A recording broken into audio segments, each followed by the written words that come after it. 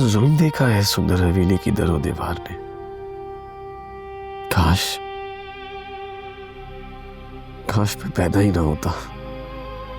अगर मैं पैदा ना हुआ होता तो शायद आज गुलाम मेरी जगह होता और वो तमाम बादशाहत जो मैंने देखी है वो उसकी होती। आशा,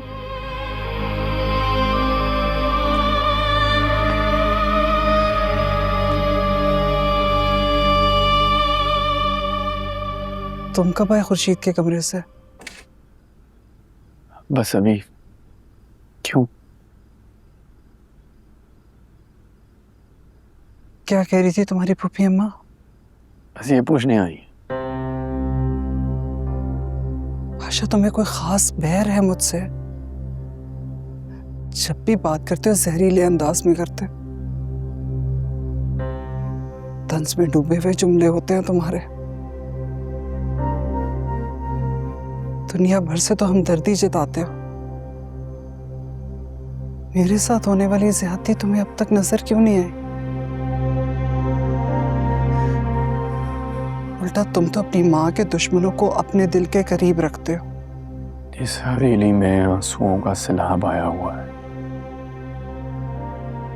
किसके आंसुओं में कितना दर्द है पता ही नहीं चलता। आप क्यों उठ ही रही हैं अभी तक? मेरे मुंह से तो बस बात निकल गई थी, लेकिन तुम्हारी फूफी अम्मा ने तो पकड़ ली कि उनके यहाँ बेटी पैदा हुई, जबकि ऐसा नहीं है। मुर्दा बेटा पैदा हुआ था उनके यहाँ। अगर कल को तुम्हारी फूफी अम्मा ने तुम्हारे बाबा के सामने शोर मचा दिया बेटी बेटी का, तो उन्हें तो यही लगेगा ना कि मैंने कुछ कहा है। मैं सच कह रही हूं, मेरे मुंह से तो बस निकल गया था। गलती पे गलती करे जा रही हैं आप। आपकी नाम में भी हाँ छुपी है। एक जरा सा भी अक्लमंद इंसान ये बात का अंदाजा लगा सकता है कि अम्मा पप्पो के यहाँ बेटी हुई थी, और अगर नहीं हुई थी तो आपको ये राज खुलने का डर क्यों है? नहीं हुई थी बेटी, मुर्दा बेटा पैदा हुआ था। क्यों नहीं समझ रहे? तो फिर बाबा से किस चीज का डर है आपको? अगर मुंह से झूठ निकल ही आया तो मुझसे तो सच बोल लें अम्मा।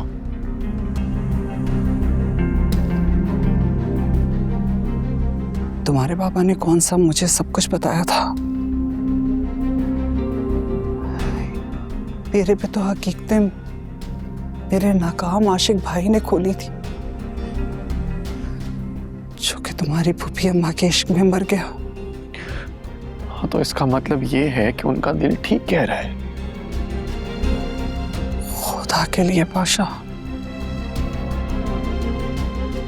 मुझे अपने बाबा के अताब से बचाओ। अगर तुम्हारे बाबा को पता चल गया कि मैंने बताया है, तो वो मेरा वो हश्र करेंगे कि तुम बचपन की तरह कोनों में मुंह छुपाते हुए रोगे। हाँ, तो फिर अम्मा पप्पो को सवाल पूछने देना, हक बनता है उनका।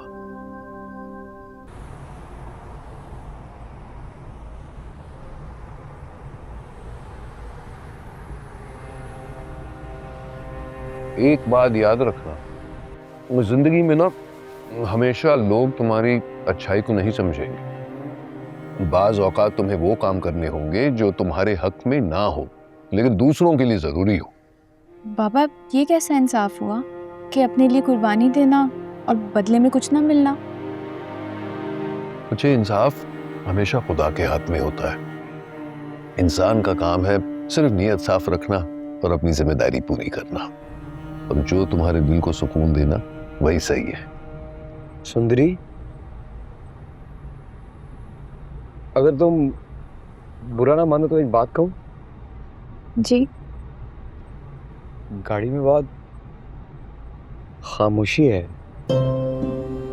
और मैं भी काफी देर से, मेरा मतलब है थका हुआ हूँ, नींद के झोंके आ रहे हैं। तो ये ना हो खुदा ना खास्ता कोई हादसा हो जाए।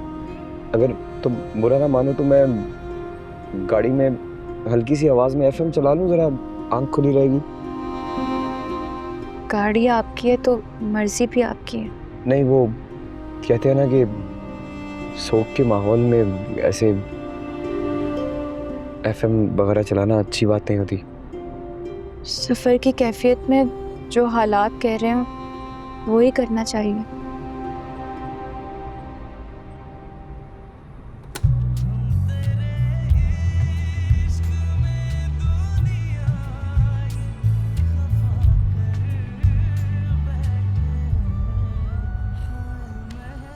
अपनी माँ की इज्जत करवाना मेरी जिम्मेदारी है, मेरा फर्ज है, मैं कर लूंगा। तुम्हारे पापा क़यामत ले आएंगे। यार तो मैं टाल दूंगा क़यामत। कैसे? वो मेरा मसला है माँ, मेरा मसला है।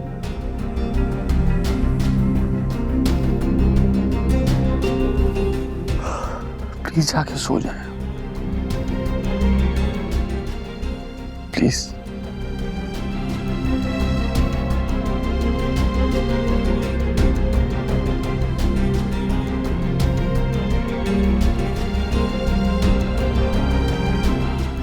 अम्मा, क्या आपको पता है आशिक अली और उसकी बेटी कहाँ है? खुदा के लिए बादशाह, उसे ढूंढने की भी कोशिश ना करना। अगर वो यहाँ आ गया तो खानदान में हमारी इज्जत का जनाजा निकल जाएगा। किसी को मुंह दिखाने के काबिल नहीं रहेंगे हम। तुम्हारी फूफी अम्मा के कमारेपन का राज सब पर खुल जाएगा। सब जान जाएंगे कि वो शादीशुदा है और एक बच्ची की माँ भी। हम क्या जवाब देंगे खानदान वालों को? कहाँ जाके मुंह छुपाएंगे? मत ढूंढना खुदा के लिए।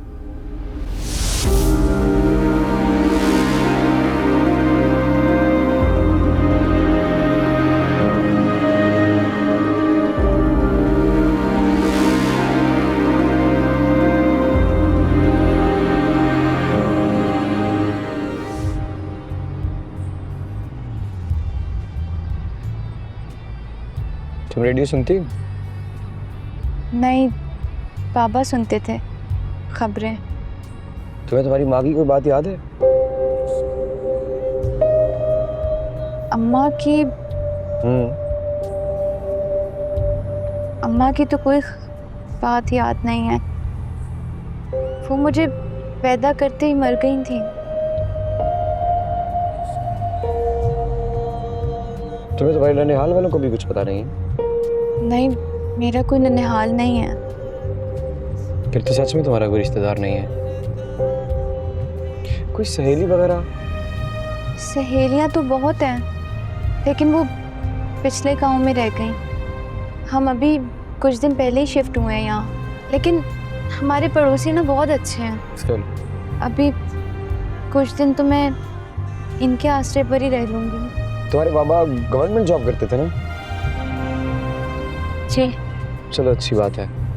उनकी पीएफ निकलवा लेना, इंशाल्लाह गुजारा हो जाएगा।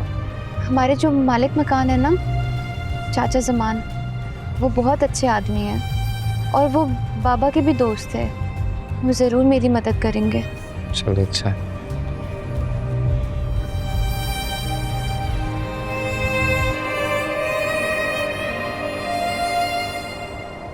मेरा शेर, मेरा शहजादा, मेरा बादशाह, आज इसकी वजारत का माशाल्लाह से पहला दिन है। बैठो बैठो। बादशाह, ये वजारत के पेचो खम तो तुम समझते ही रहोगे, लेकिन याद रखना, अगर खानदान का कोई भी फर्द तुम्हारे पास काम लेकर आया ना, तो उसे फौकियत देनी है।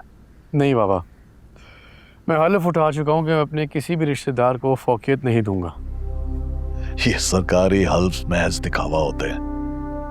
इन हल्फ पे कभी किसी को अमल करते हुए देखा है तुमने? ये कोई हमारे खानदान का रिवाज तो नहीं जिसे बदला ना जा सके। मैं सरकार का हिस्सा हूँ और जो मैंने हल्फ उठाया है वो ज़्यादा ताकतवर है मेरे ख़ानदानी रवायात और रवाज से। अच्छा, ठीक है। हमें वजारत से मतलब था जो अल्लाह ने हमें दिलवा दी। अब तुम्हारी मर्जी है कि जैसे तुम इस वजारत को चलाओ। अल्लाह ने हमारी इज्जत रख ली। वैसे वो आपको पता ना, डॉक्टर एक जनाजा लेकर आया था।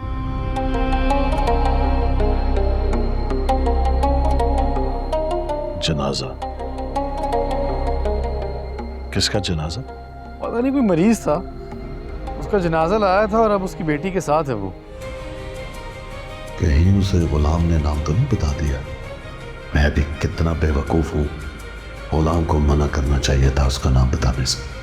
अगर उसे नाम पता चल गया, ये वहां तक पहुंच जाएगा।